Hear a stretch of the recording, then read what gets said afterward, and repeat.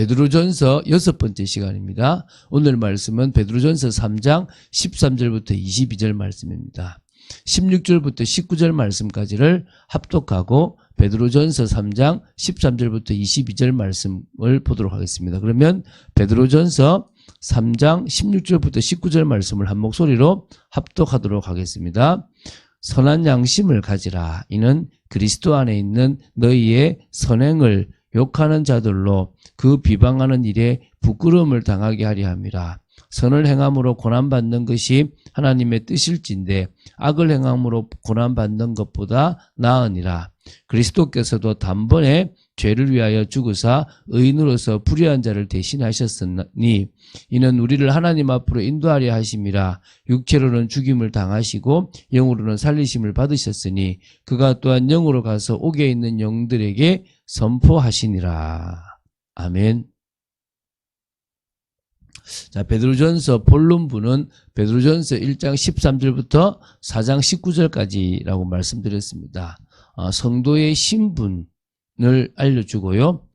고난에 대해서 바로 인식하도록 이렇게 이야기하고 그 근거 속에서 굳세 믿음을 가지고 거룩한 생활을 하라라고 가르쳐주는 그런 교훈의 내용입니다.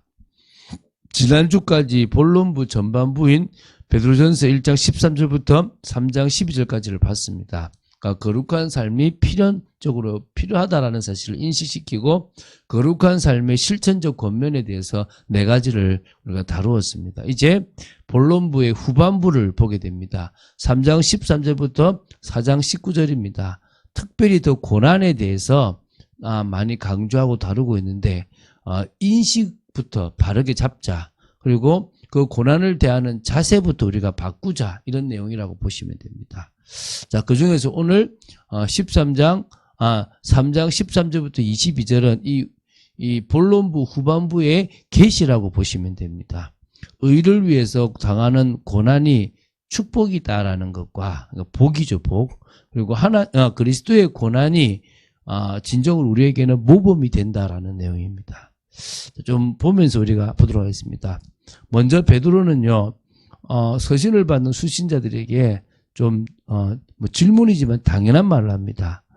13절이죠. 또 너희가 열심으로 선을 행하면 누가 너희를 행하리요? 그렇잖아요. 선을 행하는데 누가 해야겠냐?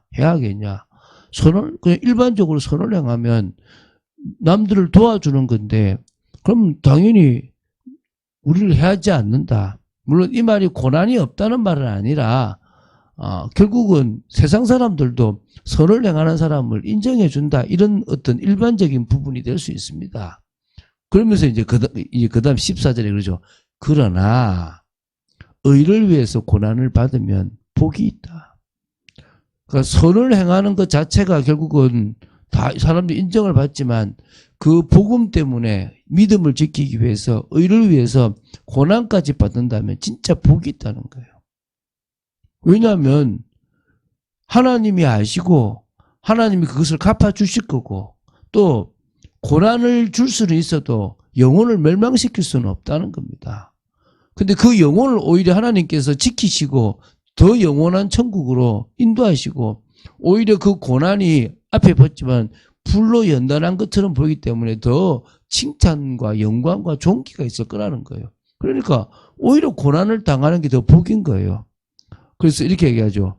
그들이 두려워하는 것을 두려워하지 말고 근심하지 말고 너희 마음에 그리스도를 주로 삼아 거룩하게 하고 너희 속에 있는 소망에 관한 이유를 묻는 자에게는 대답할 것을 항상 준비하되 온유와 두려움으로 해라. 이렇게 얘기합니다. 무슨 말입니까? 저 사람들이 두려워하는 것은 세상적이고 육신적인 거예요. 그거 두려워하지 말고 그거 근심하지 말래요.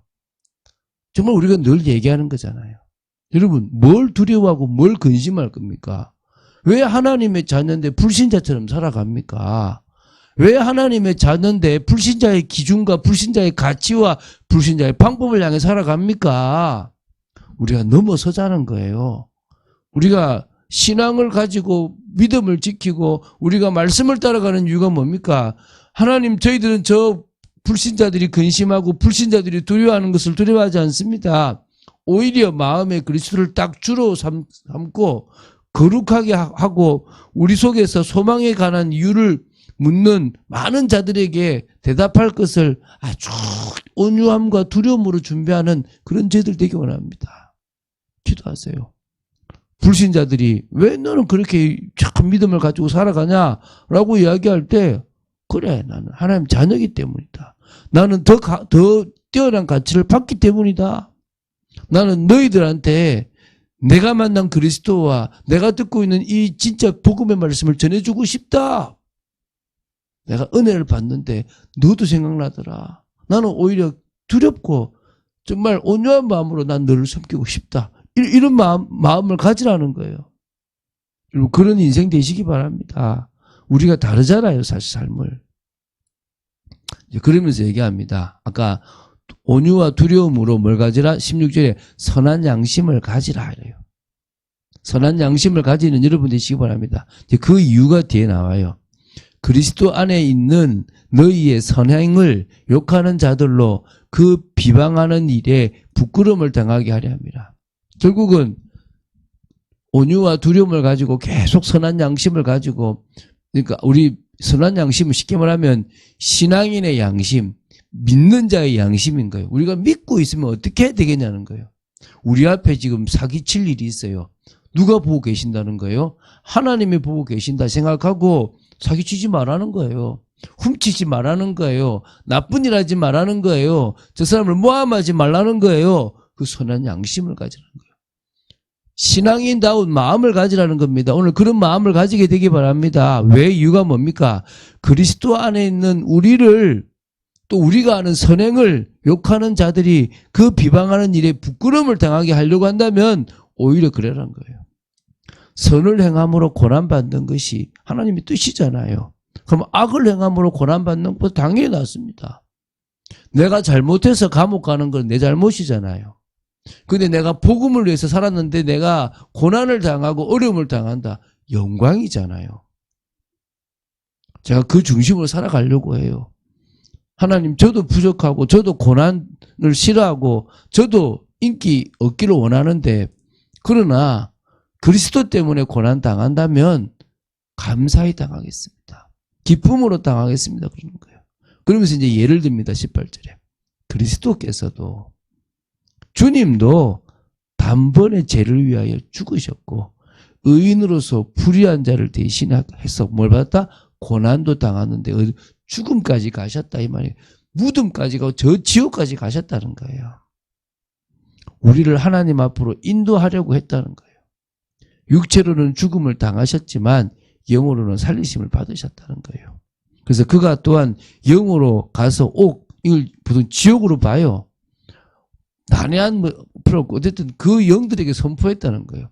뭐요? 정말 지옥에 있는 많은 성도들이든 성도가 아니고 이 정말 지옥 간 영혼들이든 아니면 흑암이 사단이든 내가 이루었다. 너희들이 믿지 않아서 너희들은 망했지만 내가 다 이루었다라고 선포한 거예요. 전도하러 간 게 아니라 선포하러 간 거예요. 선포하러. 뭐요? 내가 다 끝냈다는 거예요. 그들을 믿지 않아서 멸망했겠죠. 그죠? 사단이기 때문에 지옥의 주관자겠죠.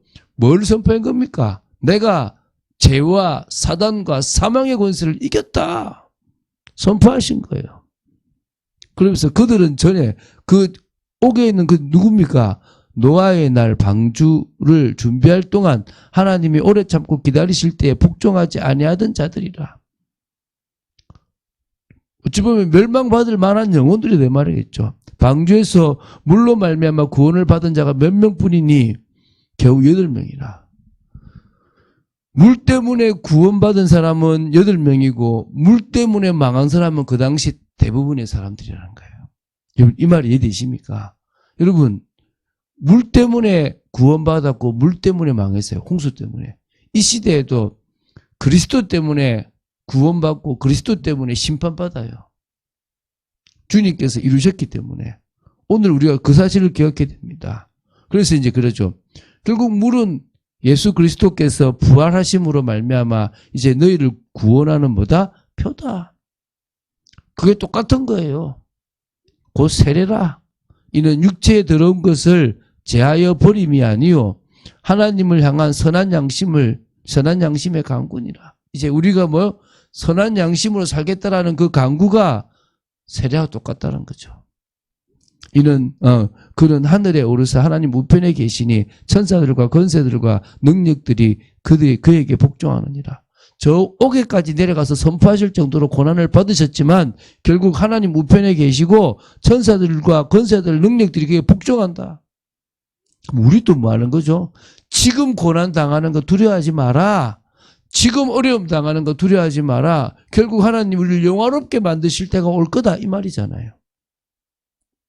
뭐 복잡하게 뭐 이거를 뭐 난해한 성경 구절에 뭐 생각하지 마시고 지금 고난이라는 한 주제를 가지고 지금 이야기한다고 생각하시면 돼요. 우리는 그 고난에 어떻게 대처해야 될 것인가? 누가 여러분의 고난을 줍니까? 가족들입니까? 직장 동료들입니까? 아니면 모르는 사람들입니까? 어떤 사람이든지 간에 상관없다는 거예요. 여러분이 의를 위해서 고난당하고 여러분이 복음 때문에 고난당하고 있다면 여러분은 복이라는 겁니다. 그거 명심하세요. 그걸 넘을 수 있어야 영광을 바라볼 수 있다는 거예요. 왜 걸립니까? 왜 속습니까? 뭐라고요? 넘으시라는 거예요. 뭐 때문에요? 우리의 영광이 있다니까요. 그런데요, 이 땅에서도 주님이 하셨던 일이 우리를 구원하는 일이잖아요. 그럼 우리가 뭡니까? 우리가 고난받음으로 우리의 가족들이 구원받을 것이고 우리가 고난받음으로 우리 현장에 직장 현장, 지역 현장, 여러 현장에 불신자들이 구원받게 될 거라는 거예요. 뭘 두려워합니까? 우리가 돈 벌기 위해서는 얼마나 머리 씁니까? 근데 막상 복음 전하기 위해서 머리 쓰지 않지 않습니까? 그래서 이번 주간에 우리가 뭐요? 머리 쓰자는 거예요. 내가 최소한 내가 남들에게 말할 수 있는 내 인생의 증거를 한번 정리해 보자는 거예요. 그때 하나님 앞에 쓰임받을 수 있는 준비가 안 되겠습니까?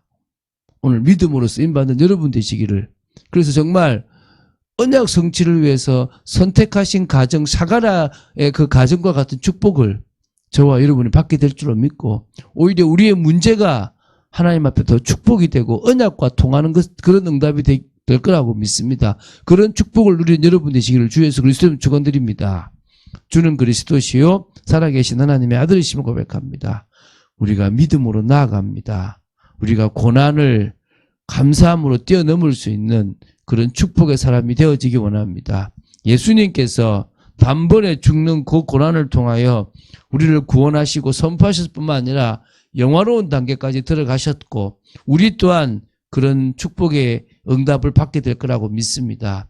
속지 않게 하시고 말씀 속에 있게 하시고 이 고난의 말씀을 통하여 정말 넘어야 될 부분들을 넘고 봐야 될 부분들을 보고 인도받아야 될 것들을 인도받는 저희들 되도록 지켜주시옵소서. 주 예수 그리스도 이름으로 기도드립니다. 아멘.